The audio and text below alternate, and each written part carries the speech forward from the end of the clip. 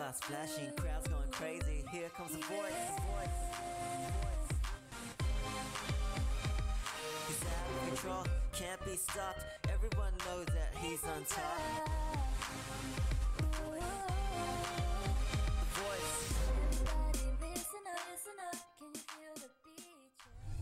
Welcome to Texas, where everything is bigger. And my guest today on The Voice Versus is no exception. He's a two-time world's heavyweight champion who's fought the likes of Muhammad Ali, Joe Frazier, Ken Norton, Ron Lyle, Evander Holyfield, and Michael Moorer. I'm talking about Big George Foreman. Wow, George Foreman. His stories will amaze you and you'll love his character. So let's go inside now and meet the legend himself. George Foreman, thank you for joining me on The Voice Versus. It's an absolute pleasure, champ. Thank you. Just while I've got your hand there, truth or urban legend that you actually have no fingerprints? I read this on the internet. I'm not sure if it's true. Not true. Not true. Okay, at least we've established that. Let's go back in time. You grew up in an area called the Bloody Fifth here in Houston. Tell me about that area and the young George Foreman who roamed the Bloody Fifth. They really call it the Bloody Fifth because every weekend someone would die. And of course, I was headed in that direction myself. I guess everyone was in that area, mostly working class people. And on the weekend, everybody got drunk, celebrated, and someone would lose their life. And I was traveling down that same road, a hard life. Working mother, broke up from my dad early in life, so wasn't much guidance at all. In your biography, you mentioned you were a bully on the streets. You'd bully people for pocket money for wine and cigarettes. Given the attitude towards stopping bullying today in schools and outside of schools, do you look back on the bully George Foreman and sort of cringe at what you did to people back then? Well, when I look back on life, it was just something that had to be. I mean, the whole world was like George Foreman. I fit in perfectly. If I had to go back, I'd have to be the same thing because the world was the same way. I know what part of your life that helped you overcome the streets and get your life on track was joining the Job Corps, courtesy of LBJ, who I know you're a great admirer of LBJ. And I saw a mural out there in your atrium that included Roy Rogers, Jim Brown, and LBJ, three of your heroes. Tell me more about the Job Corps and what LBJ meant to you. Well, Lyndon Johnson was the father of the Job Corps program, and it was a chance. Of course, he had been a school teacher, and he understood that a lot of kids were not learning. They were dropping out of school because they didn't have enough food. They weren't given an opportunity to eat and enjoy life. He created the Job Corps. Look, if you're between 16 and 21 and you're looking for a second chance to get an education, the Job Corps was for us. I read my first book. I had a lot of potential, but it was unlocked by the Job Corps program. Later in life, you'd get to meet Lyndon Johnson. What was that experience like? Oh, big guy, by the way, Lyndon Johnson. I met him, but what a big guy, and bigger in heart. I even presented him with a trophy for fathering the Job Corps program, and I'm still thrilled. He's my favorite president of all time. 1968, you qualify for the Olympic Games. You win a gold medal. The same games which were made famous, or infamous, if you like, by Tommy Smith and John Carlos and their Black Power salute. Do you feel that the publicity and the reactions surrounding their salute and their expulsion from the Games maybe took a little of the luster off your gold medal win? I won a gold medal. It was most definitely the biggest day as an athlete in my whole life. Nothing will ever come second to standing on that platform, listening to your country's national anthem. And beforehand, I'd walked around the ring with a small American flag. I wanted everyone to know where I was from. There were a lot of things going on in '68 Olympics, and I never liked politics or any sort in the Olympics. I think during the '68 it was polluted, and it never would, and it even led to the athletes being slain in Germany, all because everyone knew they could have a big platform. I've never liked any kind of demonstrations in the Olympics. You mentioned the waving of the American flag, which was a huge point of contention. And is it true that when you came back to Houston, especially in the Bloody Fifth, that you received some derision from people because you'd waved the American flag rather than supporting, the Black Power salute of Carlos and Smith? It was strange. I was an 18-year-old boy, and once you get to the Olympics, the only thing that differentiates anyone from in the Olympic Village were the colors we wore. And I really thought if I didn't wave this flag, they wouldn't know where I was from. So I had to make certain once I won, I'm from America, look at the flag. And that was the reason of the flag. And I got back home, there were a lot of troubles, and it was the changing of the guards as far as the America was concerned. A lot of people didn't like my being patriotic. Still to come on The Voice versus George Foreman, Big George talks about some of his legendary opponents.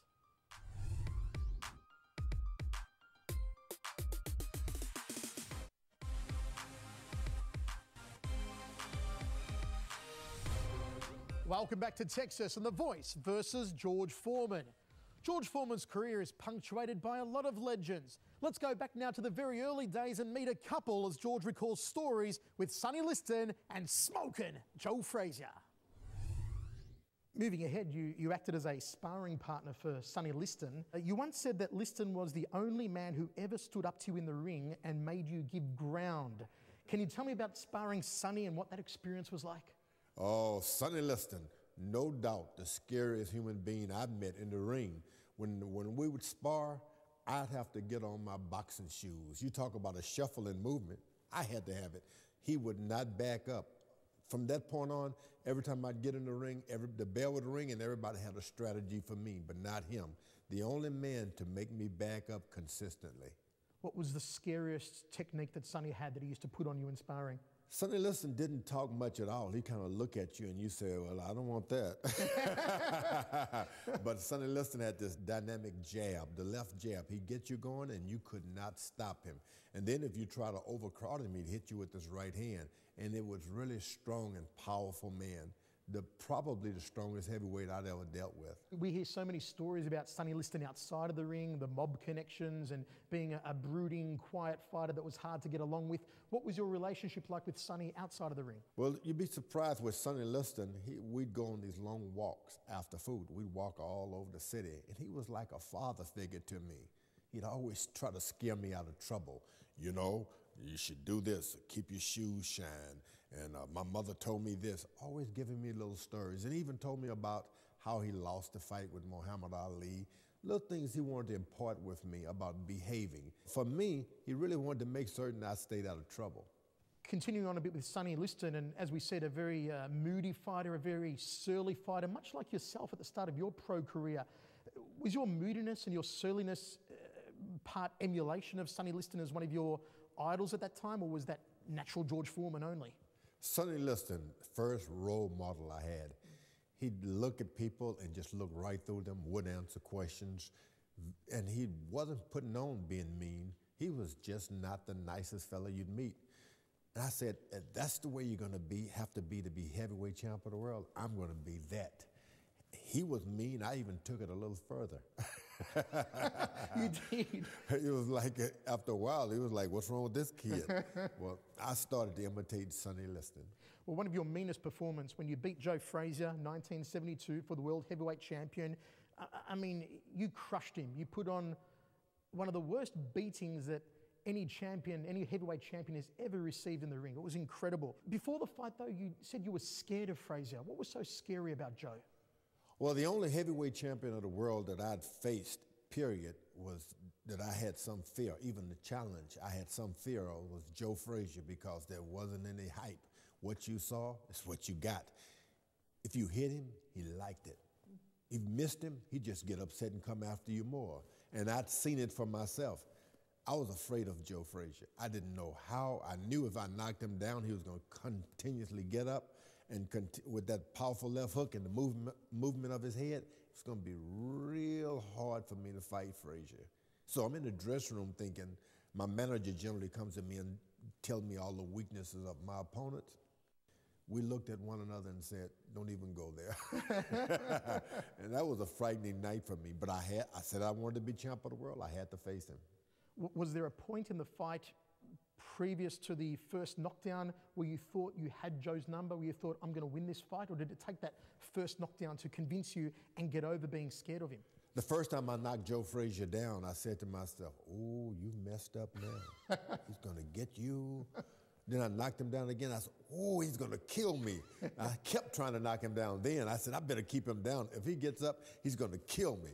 But after 6 knockdowns, I was declared the winner But I kept wondering, 6 knockdowns, he got up 6 times. You must have been surprised by his resilience. Who gets down? Who gets up 6 times from a George Foreman knockdown? I was not surprised because I knew what kind of tiger this man really was. And I was so happy. The happiest day of my life inside that ring was when the referee called it off. I said, it's happened. I'm champion of the world. I don't have to fight Frazier anymore. Later on, what kind of friendship did you have with Joe? I became great friends with Joe Frazier. As a matter of fact, of all the heavyweight champions that I've known, he was my favorite person as champion. What was so nice about his personality? What so endeared you to him? What you saw was what you get. He didn't have any pretense. The same guy, once we were in Europe, and we were having lamb chops with mint sauce. And so afterwards, he asked the waiter for some more lamb chops. He said, now, can I have some green jelly? And the waiter said, you mean mint sauce? He said, same thing. I mean, that's Joe Frazier. What you saw was he didn't pretend. He treated everyone the same. In boxing history, it's always spoken Foreman, Frazier, Ali. And to have Joe Frazier pass away recently was the first of that triumvirate to pass. When you heard the news of his passing, it must have been a sad moment. Surely, because the world has never been the same since we lost Joe Frazier. It's like losing a part of you. But understanding that life and death, they're ancient. It's been going on before we came, and it'll continuously go. But I had a good time with Joe Frazier. George, do you still stay in contact with Muhammad Ali? And if so, what's your relationship like with him these days? Muhammad Ali is like that brother. I always wanted to be close to me. And every time I see him, I just fall in love with him all over again. I lost that for a few years when we were fighting and all of that. And his daughters will get him, call him up and put him on the telephone with me. And we talk a little bit briefly. In the morning time, he's he's got good energy and he says good things. But I still love him. The day we sadly lose Muhammad Ali, what will it mean to the world? I don't think we'll ever lose Muhammad Ali. He's the greatest. The greatest can't go anywhere. Folks, stay with us here on The Voice versus George Foreman, because coming up after the break, the story you've all been waiting for. It involves 2 legends, an historic fight, and a crazy dictator.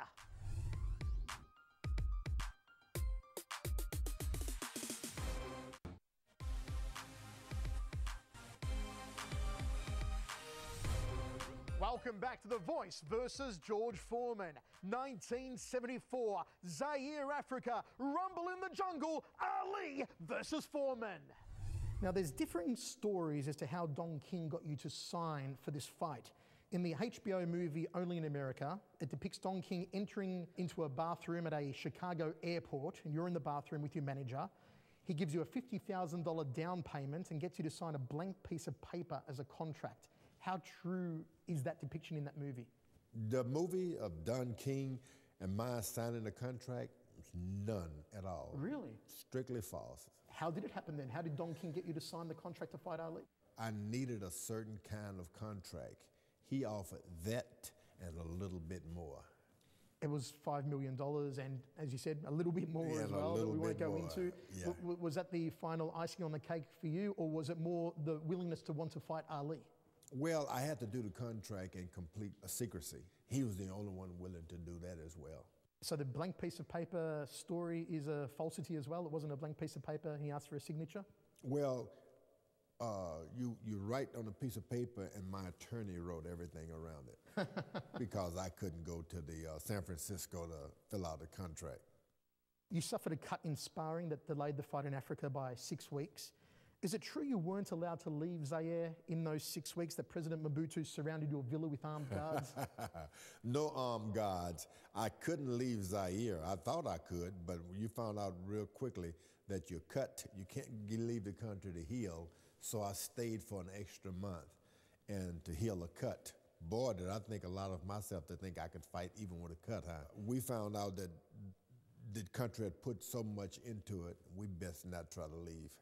Was it a painstaking process having to stick around for another 6 weeks, though, in a country that was, I guess, overbearing and humid and maybe a little uncomfortable when you would have preferred to be back home in America recovering? I didn't want to be in Africa after the cut. I didn't want to be there anymore. What was it like meeting Mobutu, a man who publicly executed his political rivals, a man who embezzled billions of his country's money. How was it being face to face with him, shaking his hand? I met the great President Mobutu, an excellent fellow. He was kind, greeted me well, and treated me equally kind. Didn't know anything about politics, nor did I care much about politics at all. All that I know that Mobutu was kind to my entourage.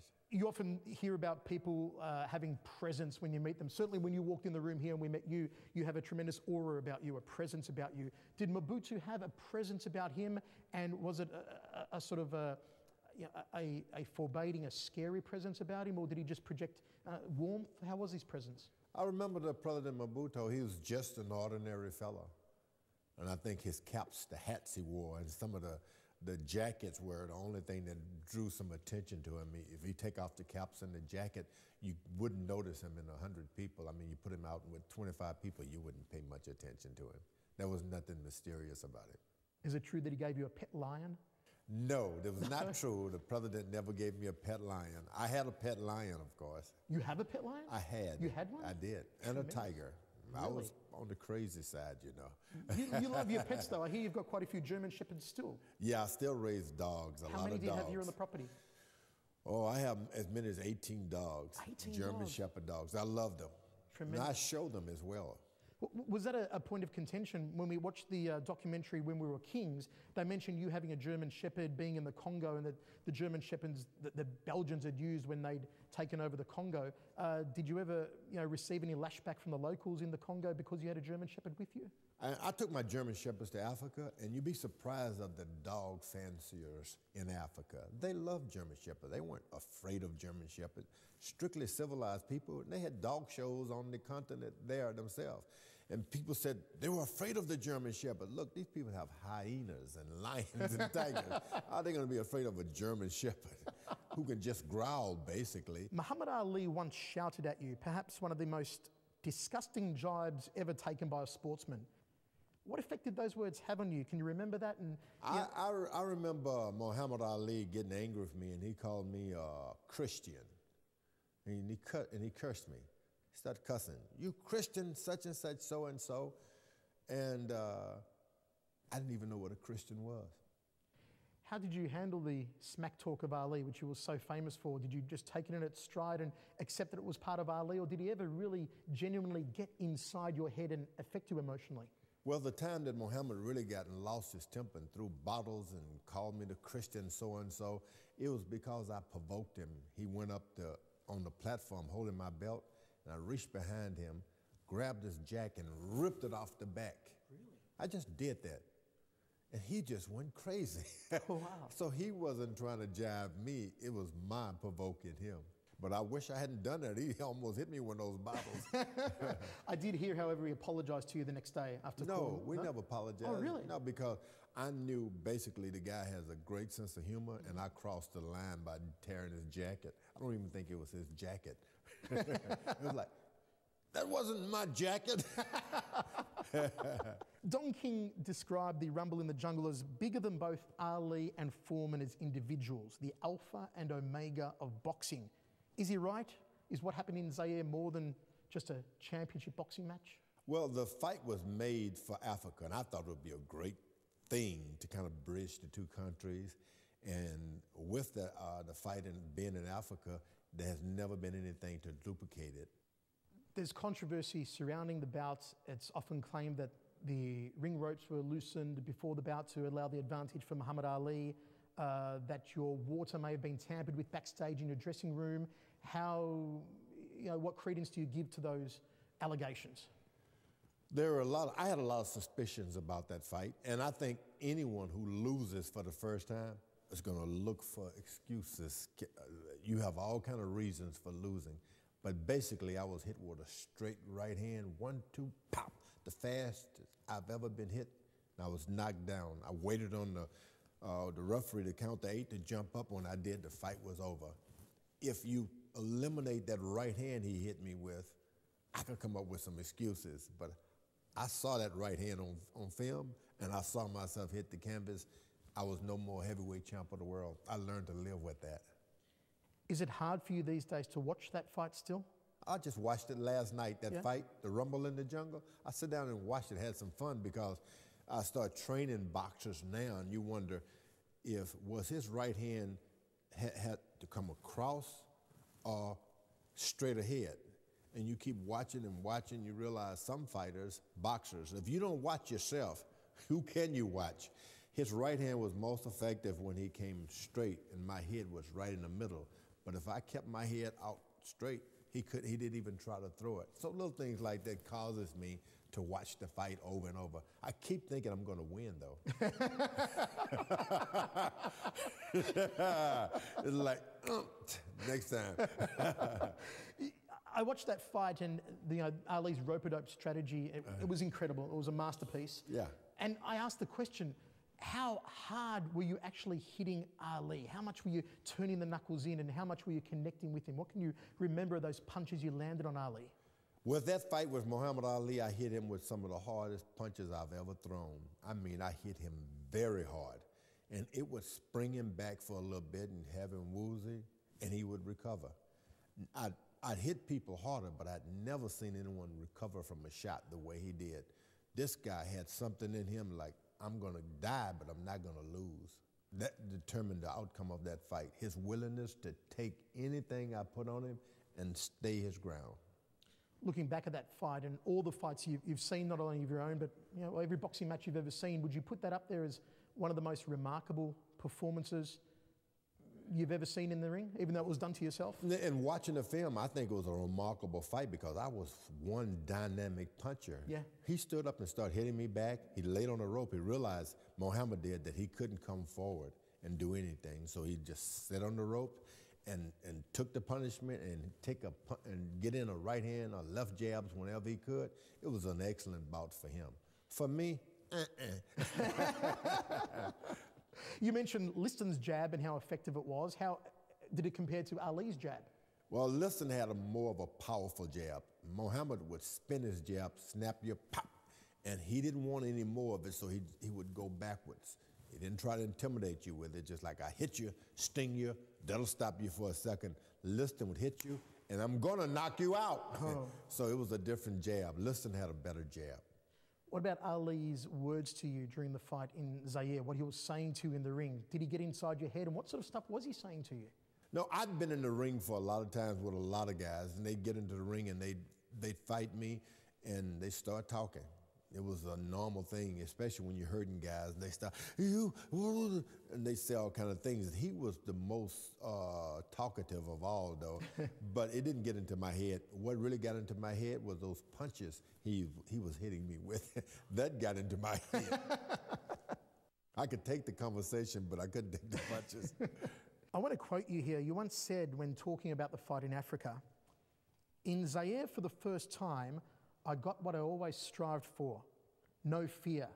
I stepped in the ring happy, almost like a joke, and it didn't bother me, and I lost. So that fear was a necessity. I didn't realize how important it was."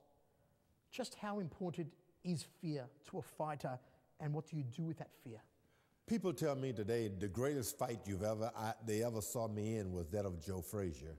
And the one thing I can remember I had in the Frazier fight, fear. I was scared of that man. And a couple of other fighters I was afraid of. But with Muhammad Ali, I stepped into the ring for the first time. I was like, I can do this forever. I don't have any fear. I'm not even nervous. The butterflies. And I lost. For the first time, I started to arm myself again with fear. Always be a fear, because boxing is the art of self-defense. The Rumble in the Jungle was such an amazing success for boxing, for Don King. Does Don King owe you a debt of gratitude for helping to make his name? I made a comeback into boxing back in the 80s, and I remember thinking I'd seen Don King, and he heard about it. He didn't offer to help me at all. And I remember telling friends, I helped Don King get into boxing.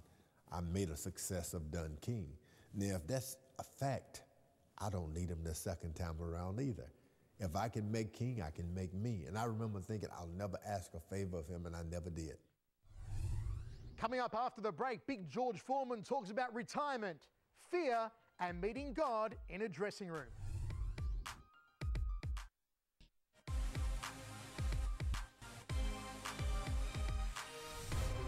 Welcome back to The Voice versus George Foreman. 1977 in Puerto Rico. George Foreman had the devil whooped out of him by Jimmy Young, and in the process, found God. George, you retired from boxing after losing to Jimmy Young by decision in Puerto Rico, 1977. In a BBC interview, you said that Jimmy Young whooped the devil out of you. Did you know the devil was in you, and what did it feel like knowing that, or was it only after your revelation in the changing rooms when you found God, you found Jesus, that you knew the devil had been in you? And it's strange because you live a life filled with success and you're doing everything you want to do. Little did you know that really ignorance was driving you. And I always called the devil ignorance. And Jimmy Young literally whipped ignorance out of me. He whipped the devil out of me. But I didn't think I lost that boxing match. It had gone for 12 rounds. I waited around for the decision. I thought I'd won. I was shocked to realize he'd taken the fight. Went back to my dressing room, and my whole life changed. I had an experience within a split second. I was dead and alive again. That's what set me on a course, another course in life. I've read about this story, but I'd like to hear it in your own words. What happened specifically in the change room? Can you detail your revelation and how it happened? What do you remember of it? Oh, I went back to the dressing room and I was hot. It was in Puerto Rico that night. The air conditioner had gone off. It was so hot. I'd gone 12 rounds, and I didn't do that much.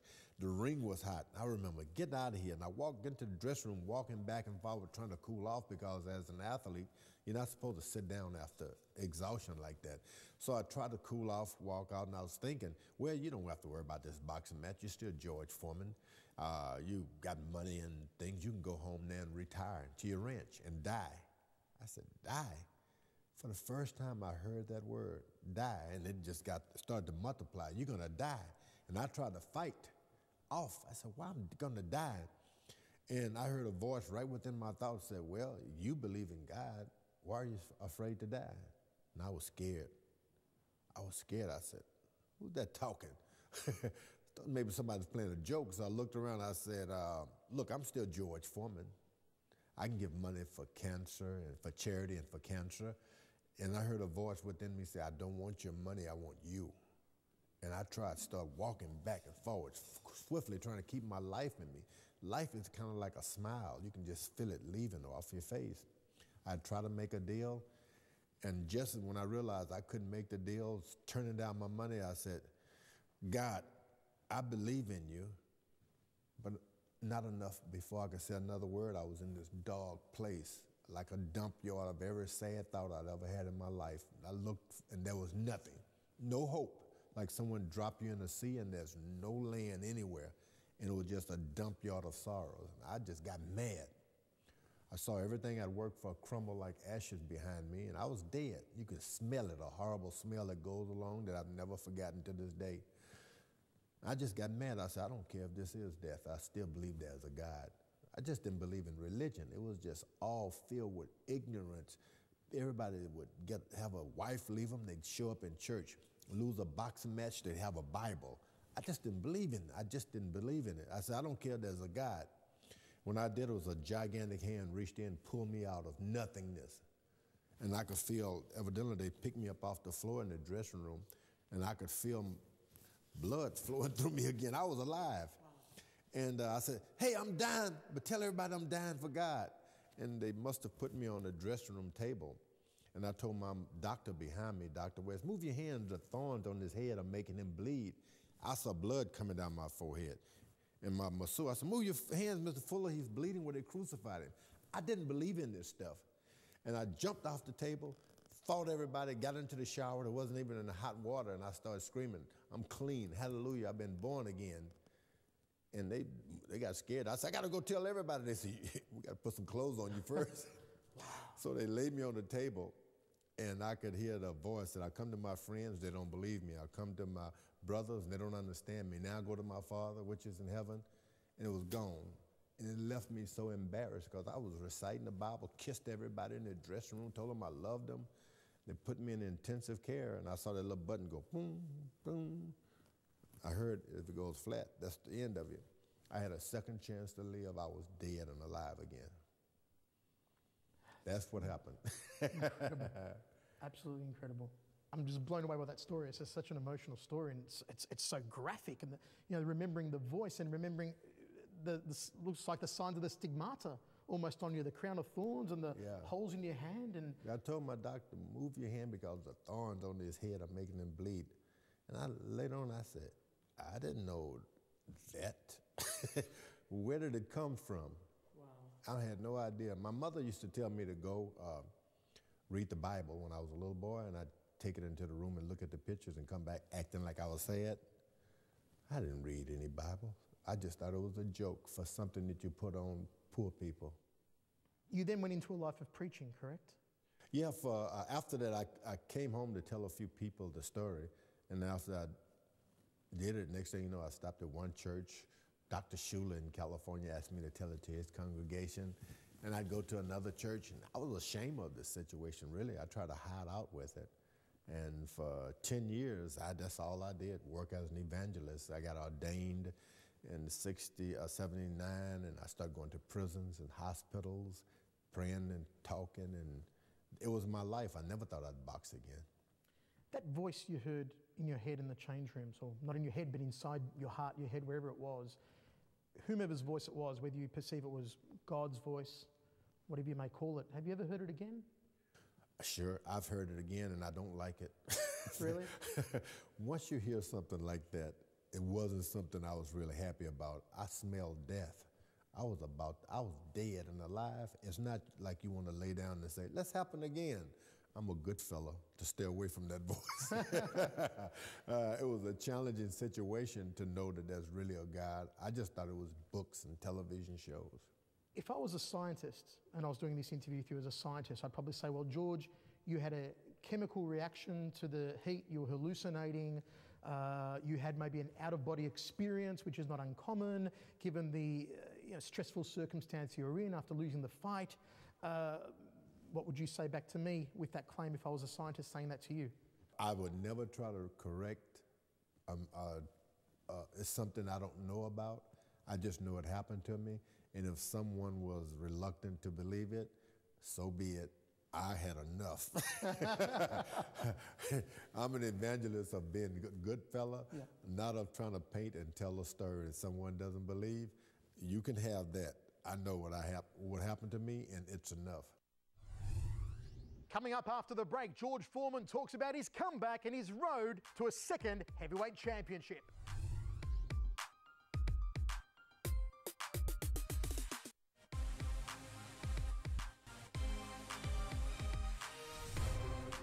Welcome back to The Voice versus George Foreman. In 1987, 10 years after retirement, Big George returned to the ring with one goal in mind: to become a two-time heavyweight champion of the world. George, you came back to boxing in 1987, shooting for the world title. You eventually got it in 94 against Michael Moorer, but before that you fought Evander Holyfield. Now, Holyfield said that you at 40 years old hit harder than anyone he'd ever fought before, including a prime Mike Tyson who he'd fought twice. How did you achieve such incredible power in your punches? The one thing I was born with, that they told me when my mom saw me for the first time, born in a house in Marshall, Texas, she said, first words, he big. And I think along with that size, that punch developed. I always thought I could touch anything I'd hit, I could break it, even as a boy. And for bad reason, I'd even break windows. But I had that ability to break things with my hand.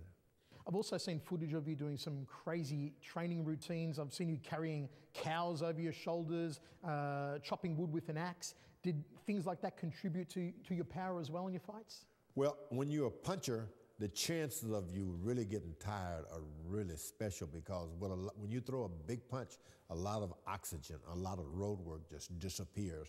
And you can find yourself really a good puncher, but depleted of energy and stamina real quickly. So I would carry big things on my back, logs, cows, pull cars, anything, to make certain that over a long period I could have energy and stamina over the long route. When you came back in 1987, you fought Steve Zilski. You had a new type of jab you'd been working on. How did that jab of 87 differ from the jab you had back in the mid-70s? I was going to make certain that the second time around that my jab would be the strongest punch because it's the closest thing to the man. And most guys would watch out for my right hand, but I could beat them to the punch. It was like a guy running track on your mark, and as soon as they move, I take off with the jab and hit them, and it would hurt them in the same way my right hand would. So I developed a more powerful jab the second time around. Before the Michael Moorer fight in 1994, there was a press conference where Moorer's trainer, Teddy Atlas, I remember, got in your face. He pushed you, he had some words in your ear. Do you remember what he said to you? What happened there between you two guys? What was his beef with you? Well, Teddy Atlas, I always knew. Now remember, I was a young boy and I had trainers. The second time around, I was an old guy and I was my own trainer.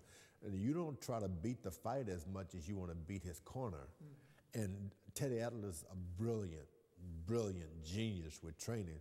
I needed to shake him up a little bit, and I did. He came over to say, "Hi, George, how you doing?" I said, "Get away from here. You don't want to shake my hand. Go on." And he walked away, and he realized, I'm not going to let him talk to me like that. So he came back, "You can't talk to me like that." He started pushing me, and I was like, don't. But I just agitated him enough to throw him off. That's all I did. But he really wanted to fight. I wasn't going to fight him. He was angry because I remember Teddy Atlas said at the time, he was telling everyone George Foreman's a con artist. Yeah. And he was true. I conned him that time. But I quietly told him in a nice way, "Get away from here. You don't want to bother me." And he just couldn't take the idea that I spoke with him like that. You played some mind games of your own with Moorer and with Atlas. I believe there was a sparring session you did just before the fight where you allowed yourself to get beaten on by your sparring partner, knowing that they would watch the footage and think, hey, George Foreman's going to be an old pushover, we'll beat him easily. Well, I'd had this style previously, prior to the Moore fight, even with Holyfield, where I covered myself up and I came forward, and you could land all kind of shots. This time I had to convince them that I was going to do the same thing, but I never came forward. I never bowed my head at all. I kept my tall range, and that surprised Michael Moore and his corner. They were looking for me to bend down and land that shot, but I watched film this time, and I had a few tricks up my sleeve. You knock out Moorer in the 10th round. I thought it was genius. I was watching it just a couple of nights ago where you throw the 1-2, and then just seconds later, you just drop it slightly. Talk me through that knockout again and what was going through your mind technically, strategically, and how you just knew just to drop that 1-2, the most basic combination in boxing, the thing you learn when you first walk into a boxing gym, the jab 2, and you use it to win the heavyweight championship of the world. Talk us through that. And I win the fight with Michael Moore, and I cried. I don't mean literally cried, but in the ring, I had to throw away a great philosophy. I had developed this magnificent, powerful left jab. And it was all I had to get me everywhere I'd gone in boxing. This night, I would have to take the power off that left jab to land the right hand. I'd hit him with the jab, but I couldn't snap his head back because the right hand would have to come quickly, very fast, faster than he would have imagined I could throw a punch. And I cried because I said, pow, pow. And I hit him real hard, and he stood still. I said, maybe if I just lowered it a little. And I lowered the right hand and did it again. Pow, pow, no power on the left hand, and there he was on the canvas. I was amazed. It was strategy. I've been working on it for months and months, but to see it actually come together like that, it blew me away. You have one of the highest knockout ratios in boxing history, and you're responsible for some of the most vicious knockouts we've ever seen. The knockout of Ken Norton was amazing, Joe Frazier twice, the knockout of Moorer, of course, in the 10th round to win the championship. My favourite knockout of yours was the Jerry Cooney knockout. I thought it was the most gangster knockout I've seen from a heavyweight. Ken LaCosta, Terry Anderson. Of all the knockouts throughout your career, which one do you feel was your most vicious? Which one did you feel your fist go into the opponent and hurt them the most? Oh, I had so many knockouts. There are a lot of people who could say and count which was the most dynamic knockout you had, but I had so many of them. I was in the ring with Ron Lyle, and I just tried to hit him with that hard shot, the hardest shot. I never did get it. So finally I got him up against the ropes and started throwing many punches, and he fainted. I think that was the best series of punches I'd ever thrown, and I couldn't tell you which one did it. Still to come on The Voice versus George Foreman, I talked to Big George about life outside of the ring and some of his entrepreneurial adventures.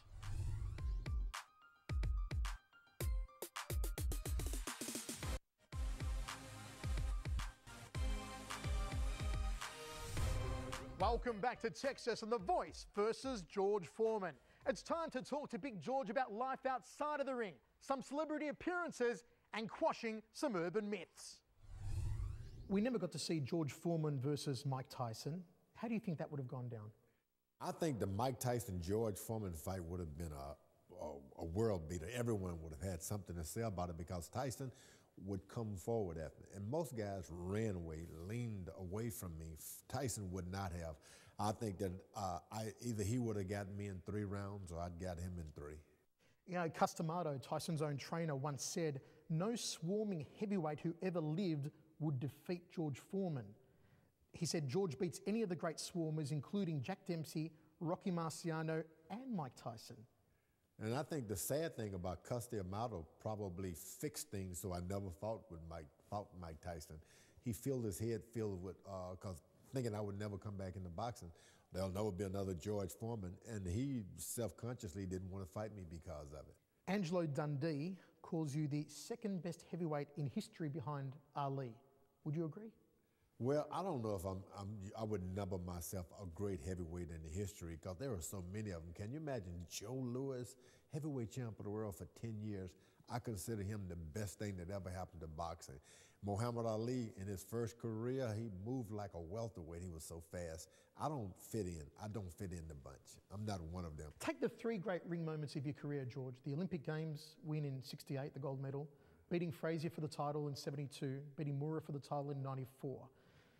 If your memory is wiped out, but only one of those 3 memories remains, which one do you hope remains? The 1968 Olympics. More special than the 2 World Championships? That was the most special day as an athlete in my whole life. I didn't know dreams came true. I was standing there thinking, I won, and I'm on this platform, and they're playing the national anthem. I was really a gold medalist. I just didn't think it was possible. Would George Foreman of 1994 have beaten George Foreman of 1972? I had 2 careers, but I think the last one, I don't know. The first time I hit, I was so reckless and hard punching. I just wouldn't fight. The second George Foreman wouldn't fight the first one. Would the first one be scared of the second one, though? I think the second one would be afraid of that first. Because I was a good manager the second time around. I managed to stay out of the way of dangerous guys.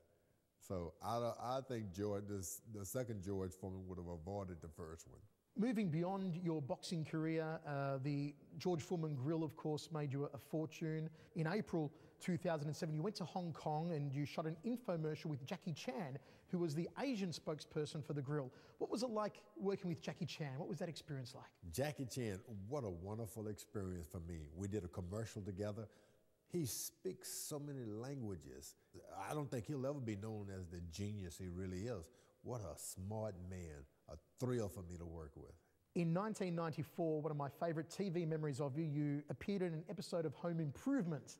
What was that experience like?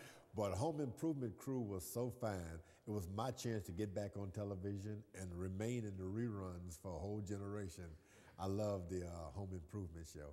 And of course, you also hosted Saturday Night Live in 1994. That must have been an absolute buzz. Can you imagine being so big that you get a chance to host Saturday Night Live show? That was something to talk about. I still like the reruns on that one. I've got a series of true or false questions. I'll shoot them to you here. True or false, Hulk Hogan was offered the Lean Mean grilling machine before you were offered to endorse it?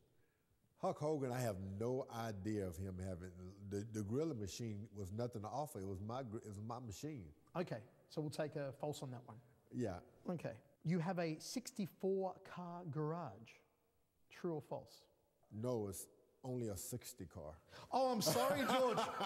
Excuse me. Only a 60-car garage. But I don't know how many cars in that garage. I really don't. I started collecting cars. Then you start hiding them from your wife, and you forget. You just forget. What's your favorite car you own? My favorite car is a 1977 Volkswagen Beetle. It's convertible. It's the only car I truly wanted. Okay, I'm assuming that in the garage, I want to take a look at it later, but I'm assuming you've probably got Rolls Royces and Ferraris and Chevrolets and these pimped out cars in there, but you're choosing a Beetle as your favorite car? If you take every car out of that garage, the one thing I would hope to hold on to is that Volkswagen Beetle. I always wanted one, and when I was in the Job Corps, it would be about 7 of us in one car. George, you wouldn't fit in the Beetle. Then I did it. True or false, you were part owner of a racehorse named Future Destiny that won the Blossom Final in 2006. And you know what? I've had a lot of racehorses, the trotters, of course, the standard breds, and Future Destiny was my horse. And I believe that you got into horse racing originally because one of your fights in New York or outside of New York, you were running around a horse racing track as a part of your fight preparation? I so enjoyed the way they prepared those horses, so I'd run around the field with them. And sometimes I thought I was a racehorse. So I got into the horse races business for that reason, to be one with the horses. Is it true, George, that you once considered converting to Islam and that you stopped eating pork after reading a copy of the Muhammad Speaks newspaper back in 1969? Back in the early 60s, one of the most fashionable things existing was the Muslims. They had the newspaper, they had bean pies and things of that nature, and some pretty girls were journeying up with that. So I had a mind to try it myself. I really did. I wanted to talk about it and talk to people about it, reading the Muhammad speech. I really enjoyed it. True or false, you made more money off the George Foreman grill than you made as a boxer? I made a lot more money grilling things than I did boxing people. True. True or false, you named all 5 of your sons George and 2 of your daughters? Well, Georgetta and Frida George are my daughter's names, but this is true. So, okay, the kids are growing up, it's a big house, one of them screws up and you've got to tell them off, or you're calling one of them to come and do a chore. Do they all come running at once when you scream out, George, come here? Do 5 brothers come running at once? How does it work? Look, if you're going to be a great boxer, a good boxer, you must make preparation for memory loss. So, George, that's all I say. Even the ones who are not named George come. How did you feel when George Edward Foreman, nicknamed Monk, entered into a boxing career? Monk had a chance to box, and it was a lot of fun. I traveled around, prepared him, and it was scary to see him walk into the ring. I never could handle his being hit at all. Your daughter Frida George was also a boxer? My daughter Frida George boxed, and she was a good fighter too. She couldn't take it out of her. I guess she said, "You're going to try to knock me out of the business?" No, she was a good boxer. I couldn't handle her being hit either. I was going to say, harder to watch Frida or harder to watch Monk getting hit? It was harder to watch Monk. I got a feeling that Frida was tougher. Speaking of getting hit, I may already know the answer to this one. Is it Joe Frazier? Who hit you the hardest in your career? Oh, it was a fighter by the name of Ron Lyle. Ron Lyle hit me so hard, I remember thinking, that didn't hurt. Muhammad Ali hit me, knocked me down, and I felt, the shot. I said, I tried to catch myself before I hit the ground, but Lyle hit me so hard, it didn't hurt. That was the hardest I'd ever been hit, Ron Lyle. The most you've ever been hit, maybe in one round, though, was by Evander Holyfield. That was crazy. In one of those rounds, he laid this enormous combination that just never seemed to stop. I don't know how you stood up to it, or was Holyfield a hard hitter? Holyfield was a good combination fighter. He hit me with a lot of shots, but I remember after he hit me about 50 times, and he looked at me, I said, let's go. I said, you better have some more. And then I think he hit me 50 more. But the point of it is, he was the best combination puncher I'd ever faced, but it didn't hurt. George, do you feel sometimes as if you've lived 2 separate lives, or maybe even 3 separate lives? The George Foreman of the late 60s and 70s, who was world champion, Foreman the preacher between the Jimmy Young fight back to your comeback predominantly, and then of course from your comeback to winning the championship against Michael Moorer. Do you feel that you've lived 2 or 3 different lives, and how far removed do you feel that Foreman of 74 is from Foreman today? When you look back at yourself, do you think to yourself, I hardly recognize myself? And I look back at my life all the time and think about the first George Foreman. I think this George Foreman just took everything he had put together, an Olympic champion, first time heavyweight champion of the world, and I just stepped into his shoes and his money. And I used up his money the first time, but the point of it is there were 2 different lives. I don't really know the first guy. People come up and say, George, you did this, and I'm thinking, embarrassing. And then, I'm just happy that I had that connection. But I do feel like I've lived 2 or 3 different lives. How do you explain that there's so many fighters out there that have taken punishment and show the signs of having taken punishment? Pugilistic dementia they've suffered, faces are badly scarred up, but you still look beautiful, you sound fantastic, you have all your faculties. You took some big knocks in your career as well. How do you explain the fact that... I don't know. Listen to this. ZYXWVUT is RQPON MLKJIHGFED Now, Is there an eye chart behind me? What the hell? well, that was the alphabets backwards. Before I started boxing, I could say them forward. I got knocked around a little bit. No, but I've had a good stay with boxing, only because I was always in good conditioning. George, to me, you'll always be a champion. This has been an absolute honour and a pleasure, and I love you heaps. Thank you for joining on The Voice Versus. To the last round, all the lights flashing, crowds going crazy. Here comes the voice. He's out of control, can't be stopped. Everyone knows that he's on top.